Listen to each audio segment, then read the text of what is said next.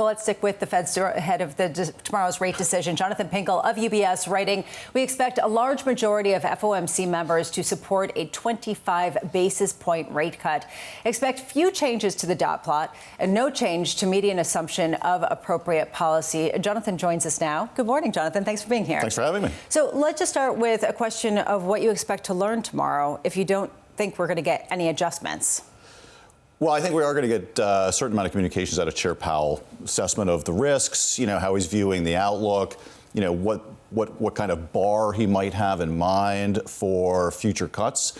The market's been pretty anchored to sort of having the year-end target range kind of around 3% at the end of next year. I think a lot of that is the discussion you were just having on the next Fed chair.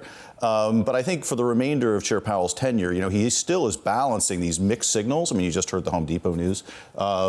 He's got kind of weak residential, weak non-residential, kind of weak, soggy labor market. How does he balance that against the inflation? I think those are going to be important questions to assess as we go through the press conference tomorrow. How different is it that we might see 4 dissents for the first time going back 30 years on the FOMC committee? Well, it's not that unusual historically. I mean, if you look back and you think about sort of the Greenspan era where Chairman Greenspan really, with a lot of manipulative skill, I would add, having watched him, really controlled the committee. And then you had, sort of the GFC, the Bernanke era where, Ben was just the extraordinarily correct scholarly choice for the moment. And then you had, the pandemic and the inflation scare. So it was sort of an era where, there were sort of a lot of all hands on deck moments. So I'm not surprised we haven't seen a lot of dissents lately. But if you look historically, dissents are really the norm. It's unanimity is kind of the exception.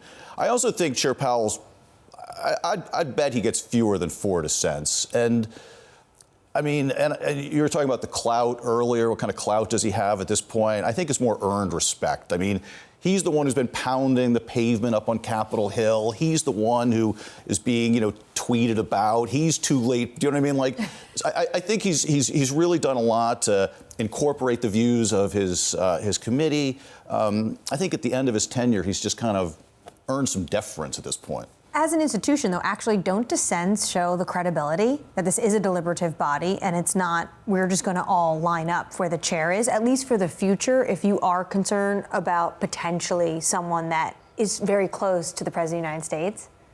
Sure. I mean, dissents are super healthy, but you also don't even need the dissents, right? I mean, we can hear Beth Hammack, even though she's not a voter, she's not going to dissent, but she disagrees with this policy.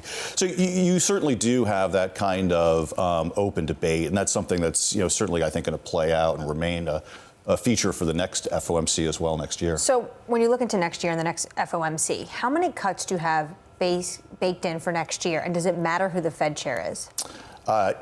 I have 2. For the cuts. And yes, it does. Yes, it does, I think, matter who the Fed chair is. I mean, we're all talking about Kevin Hassett. I mean, I've known Kevin for a long time. And Kevin actually has, in terms of his ability to build credibility, he's got, I think, kind of 3 key features that would make him sort of an effective Fed chair. One is his academic publication record's pretty impressive. If you think about the peer-reviewed journals he's published in, he has incredibly well-cited papers. Second, he was on the board staff and is an incredibly astute data expert of himself with knowledge of a lot of that staff and how they use the data.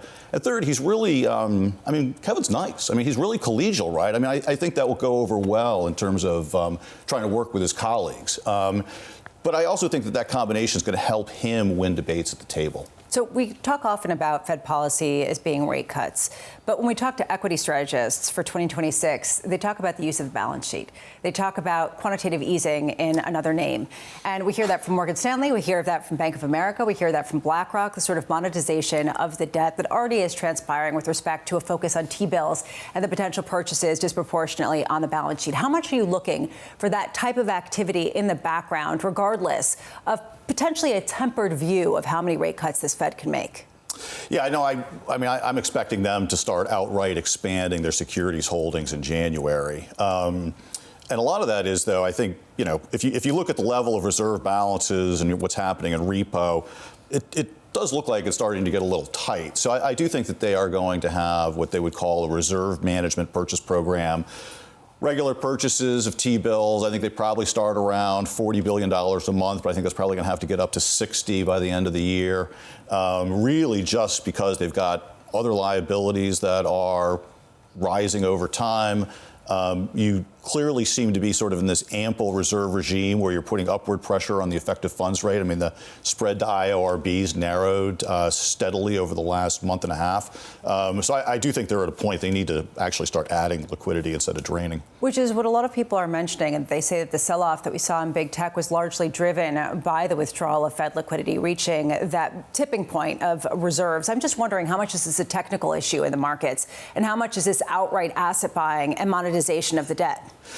So there is an element of monetization of the debt. I'm skeptical at how much that's driving high-frequency equity market moves. I mean, it is the case that if you got more volatility in repo markets and higher repo rates, you're going to have higher costs for funding leveraged positions in equity markets.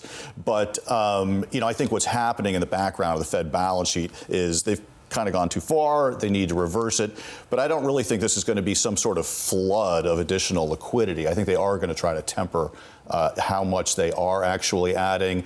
And I think the risk is they probably err on adding too little. Okay, so if that's the case, I guess, how do you game out the idea that we might see Fed rate cuts in addition to fiscal stimulus, in addition to a reaccelerating U.S. consumer at a time where inflation has still been relatively sticky?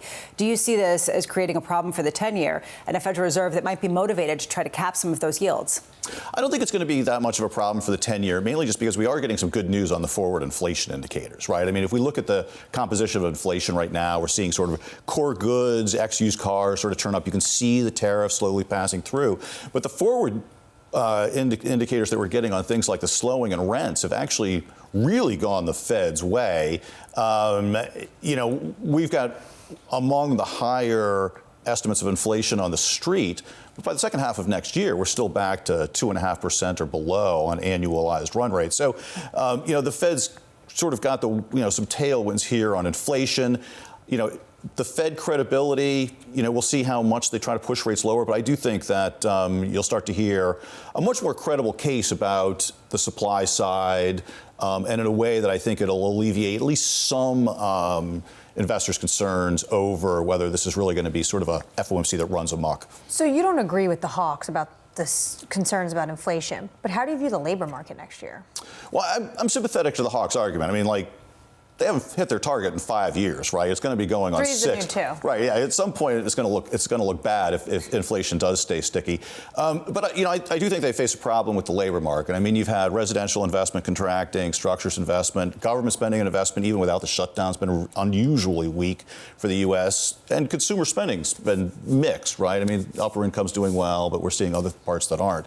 So the labor market is weak for a reason. And if the labor market turns into more obvious contraction, you really could have households pull back in earnest. So, thinking about sort of Chair Powell's risk management framework, the potential cost to the economy of, an unemployment rate that doesn't stop going up, I can see why he wanted to kind of address, there wasn't a whole lot of reason to slow the labor market when it's already weakening too much.